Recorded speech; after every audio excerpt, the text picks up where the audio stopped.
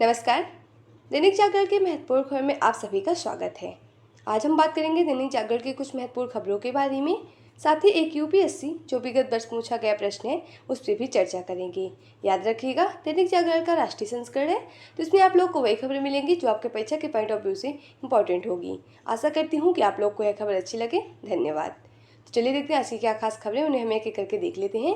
और खबर की तरफ आगे बढ़ने से पहले हम प्रश्नों को देखेंगे, उसके बाद खबरों को एक एक करके देख लेंगे। तो आइए देखते हैं आज का प्रश्न क्या है। ये सिविल सेवा परीक्षा विगत वर्ष 2009 का प्रश्न है। प्रश्न है, कभी कभी समाचार में देखे जाने वाला हाथी दद्दा का उल्लेख निम्नलिखित में से किसके मामलों के संदर्भ में किया जाता है। नीचे इसके कुछ विकल्प दिए हुए हैं। पहला विकल्प है बांग्लादेश, दूसरा है भारत, तीसरा है नेपाल, चौथा है श्रीलंका। तो आप लोग से अनुरोध है कि आप लोग इसका आंसर कमेंट बॉक्स में जरूर बताएं और इस क्वेश्चन का पुनरालाइज हम वीडियो के लास्ट में जरूर करेंगे। अगर आप लोग को इसकी पूरी जानकारी चाहिए तो आप लोग वीडियो को लास्ट तक जरूर देखें। चलिए देखते हैं आज की क्या खास खबरें, उन्हें हम एक एक करके देख लेते हैं। कंगना और ममता पर बयानों से बखेड़ा। कंगना पर आपत्तिजनक पोस्ट पर घिरी कांग्रेस नेता सुप्रिया सिन्हा। राष्ट्रीय महिला आयोग ने चुनाव आयोग से की शिकायत, तत्काल कार्रवाई की कही मांग। कंगना ने कहा, हर महिला गरिमा और सम्मान की हकदार है। भाजपा भी इसमें मुखर दिखी। आपको पता होगा जो भाजपा यानी बीजेपी पार्टी है उसने अपनी 5वीं लिस्ट जारी की है, जिसमें जो हिमाचल प्रदेश के मांडी से कंगना रनौत को लोकसभा चुनाव लड़ने के लिए प्रतिनिधि के रूप में चुना गया है। इसी पे लेके विपक्ष कांग्रेस की जो प्रवक्ता है सुप्रिया सिन्हा, तो उन्होंने कुछ आपत्तिजनक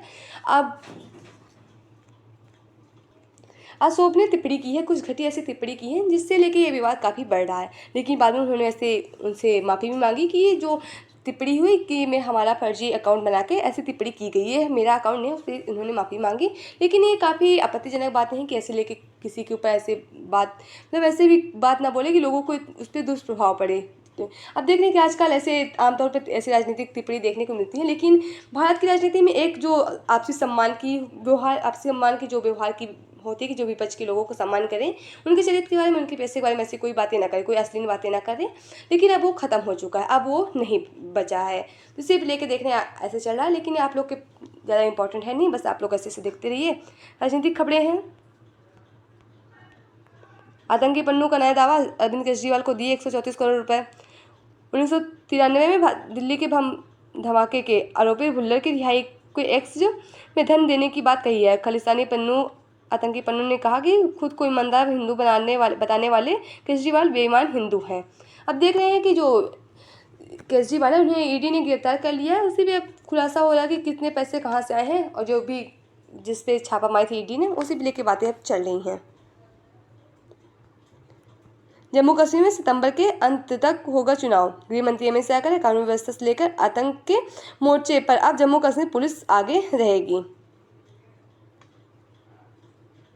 राष्ट्रीय से जुड़ी खबरें मिलेंगी आपको यहाँ पर। सीएम की गिरफ्तारी के खिलाफ में आपका विरोध प्रदर्शन, मुख्यमंत्री के इस्तीफे को लेकर भाजपा भी उतरी है। अब देख रहे हैं कि जो दिल्ली के सीएम है आम आदमी पार्टी के नेता अरविंद केजरीवाल, इन्हें ईडी ने गिरफ्तार कर लिया है। 9 समन भेजने के बाद ईडी ने इन्हें गिरफ्तार किया है और इन पर आरोप मनी लॉन्ड्रिंग और शराब के आबकारी घोटाले में इन्हें गिरफ्तार किया गया है। उससे लेकर विवाद चला है। और आपको पता होगा ये पहले नेता है, स्वतंत्रता के बाद पहले नेता है जो पद में रहते हुए गिरफ्तार हुए हैं। क्योंकि आपको पता होगा जो हेमंत सोरेन है झारखंड के नेता, उन्हें भी ईडी गिरफ्तार की, लेकिन वो पद से इस्तीफा देने के बाद उन्हें गिरफ्तार किया गया है। इसी को लेकर जो बीजेपी है उससे भी विरोध कर रही है कि ये अपना इस्तीफा दे, तुरंत इस्तीफा दे। इसी को लेकर काफ़ी विरोध चल रहा है, काफ़ी राजनीति हो नहीं देख रहे हैं एक दूसरे के ऊपर। यहाँ आपको राजनीति से जुड़ी खबरें मिलेंगी। देख रहे हैं इलेक्शन आ रहा है, उसी पे लेके आज इस समय उसी खबरें आ रही हैं। खेल नहीं बिगड़ पा रहा है, लेकिन आंकड़ों से हैसियत बढ़ा रहा है नोटा। पिछले लोकसभा चुनाव में जिस 10 संसदीय सीटों पर सबसे ज़्यादा मत नोटा पर पड़े हैं, उनमें से 5 सीटें बिहार की थी। नोटा के पक्ष में बड़े वोटों का जब तक चुनाव पर असर नहीं पड़ेगा तब तक उम्मीदवारों को नहीं जाएगा भय। अब नोटा, आप लोग सोच रहे हैं कि नोटा यानी 2023 में इस नोटा व्यवस्था को 2013 में नोटा को व्यवस्था को पेश किया गया था। नोटा का मतलब होता है कि उपयुक्त में से कोई नहीं। नोटा एक चुनाव सुधार माना जाता है। नोटा का मतलब नॉन ऑफ द अबव, मतलब अगर आप लोग किसी पार्टी को पसंद नहीं करते हैं तो आप लोग नोटा पे वोट दे सकते हैं। मतलब किसी ऐसे एक ऑप्शन दिया गया, चुनाव सुधार में ऑप्शन दिया गया है कि आप लोग अगर किसी पार्टी को पसंद नहीं करते हैं, आप लोग उसे वोट नहीं देना चाहते हैं, तो आप लोग नोटा पे वोट दे सकते हैं। इससे आप लोग की स्वतंत्रता भी बरकरार रहेगी। इससे आप लोग की जो गोपनीय रहेगी, जो आपका वोट है गोपनीय रखा जाएगा। आपको उसमें किसी किसी को ये पता नहीं चलेगा। पहले क्या होता था कि आप लोग अगर किसी पार्टी को वोट देने जाते थे, जो पीठासीन अधिकारी को बैठाया जाता था चुनाव के लिए पोलिंग बूथ पे, उन्हें यह बताना पड़ता था। लेकिन अब ऐसे कुछ नहीं होगा कि आप लोग अपना मतलब जो मत देना चाहते हैं तो आप लोग उस नोटा पे दे सकते हैं। आप लोग को इसमें कोई स्वतंत्रता नहीं छीनी जाएगी, निजता का कोई उल्लंघन नहीं किया जाएगा। तो देख रहे हैं वैसे राजनीति से जुड़ी खबरें मिलेंगी आपको, आप लोग बस ऐसे पढ़ लीजिए। ये है आप लोग का संपादकीय पाठ है, यहाँ आप लोग के लिए प्रीलिम्स मेंस इंटरव्यू और अब तक पेशा से जुड़ी खबरें मिलेंगी, जिससे आप लोग जरूर पढ़िए। अगर आप लोग सिविल सर्विस तैयारी कर रहे हैं तो उसके लिए अगर आप मैसेज आंसर राइटिंग तैयारी कर रहे हैं तो इसमें आप लोगों को कुछ महत्वपूर्ण आर्टिकल मिल जाएंगे जो आपके परीक्षा के पॉइंट से काफ़ी इंपॉर्टेंट है। ये जो आर्टिकल आजकल लिखा हुआ है, जो नागरिकता संशोधन अधिनियम अभी लागू हुआ उत्तराखंड में, उसी पे लेके बातें चल रही, पूरे भारत में लागू हुआ, उसी पे बातें चल रही हैं, CAA। अब देख रहे हैं इससे जो विपक्ष की पार्टी थी उस पर कोई काफ़ी विरोध भी जताया जा रहा था, सुप्रीम कोर्ट तक ये गया था, लेकिन अभी सुप्रीम कोर्ट ने इस पर कोई अपना पक्ष नहीं सुनाया है। तो देख रहे हैं कब तक ये चलता है नागरिकता संशोधन अधिनियम। घातक होती ग्लोबल वार्मिंग की समस्या। हाल ही में संयुक्त राष्ट्र से संबंधित विश्व मौसम विज्ञान संगठन ने ग्लोबल वार्मिंग के संबंध में चेतावनी दी है। बढ़ती गर्मी के कारण पृथ्वी अब पिघलने को है। रेड अलर्ट के रूप में जारी अपनी रिपोर्ट में इस संगठन ने कहा कि ग्रीन हाउस गैस जमीन एवं पानी के तापमान और ग्लेशियर एवं समुद्री बर्फ के पिघलने में दर की हुई कमियां प्रत्याशित बढ़ोतरी में बक्सर इनकी रोकथाम के हो रही है कोशिश नाकाफी और नतीजे ब्रह्मांड के इकलौते जीवन दायी ग्रह यानी पृथ्वी का भविष्य संकट पे है।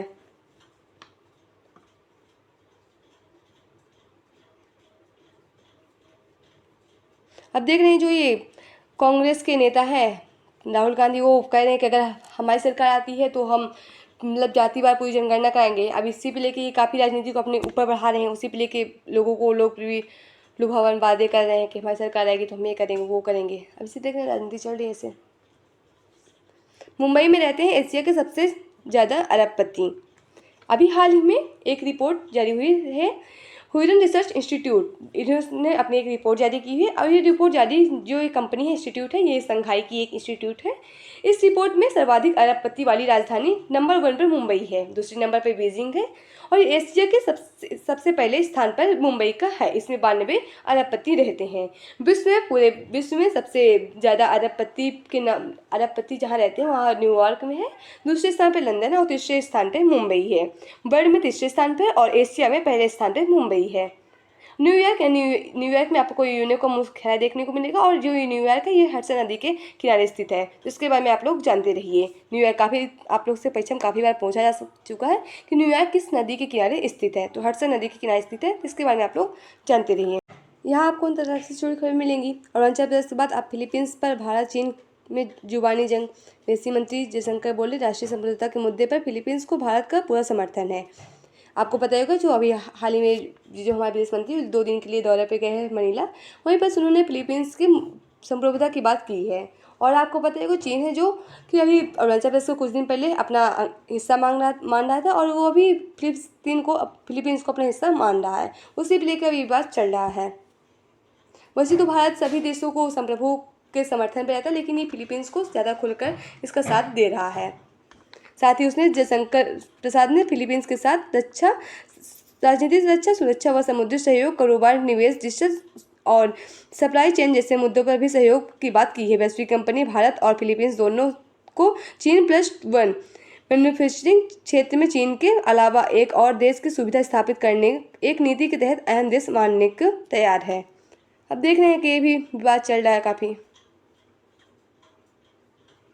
अगर आप लोग इस समय मैच देख रहे होंगे तो आपको पता ही होगा कि जो इस समय IPL चल रहा है और CSK जीती है इस वर्ष।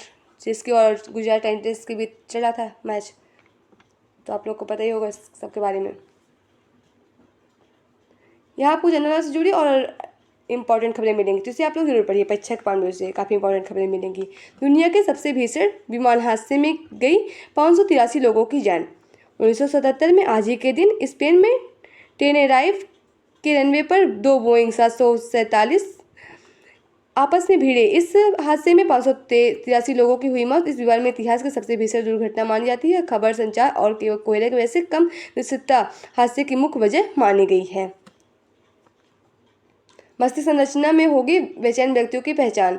AI के उपयोग से दिमाग के कर्टिक्स की मोटाई और गहराई की होगी पड़ताल। इसके आधार पर इलाज में विशिष्ट क्लिनिकल रणनीति बनाना होगा आसान। AI यानी आर्टिफिशियल इंटेलिजेंस की बात हो रही है, उसी की मदद से अब ये पता लगाया जाएगा। अभी आपको मूवी से जुड़ी खबर मिल जाएंगी। अगर इंटरेस्ट हो तो बात पढ़िए, से ना हो तो कोई बात ही नहीं। तो आज की खबर समाप्त होती है। आशा करती हूँ कि आप लोग को यह खबर अच्छी लगे। अगर खबर अच्छी लगे तो कृपया चैनल को लाइक शेयर सब्सक्राइब जरूर करें। अगर आप लोग के पास कोई सुझाव है तो भी आप लोग हमसे साझा कर सकते हैं। तो चलिए देखते हैं आज का जो प्रश्न है उसका हम लोग विश्लेषण देख लेते हैं। आज का प्रश्न कभी कभी समाचार में देखे जाने वाला हाथीदह का उल्लेख निम्नलिखित में किसके मामले के संदर्भ में किया जाता है। इसका सही जवाब होगा ऑप्शन डी यानी श्रीलंका। हाथीदह श्रीलंका की उत्तरी मुख्य भूमि को जफाना प्रायद्वीप के साथ जोड़ता है, जो बन्नी नाम से भी जाना जाता है। श्रीलंका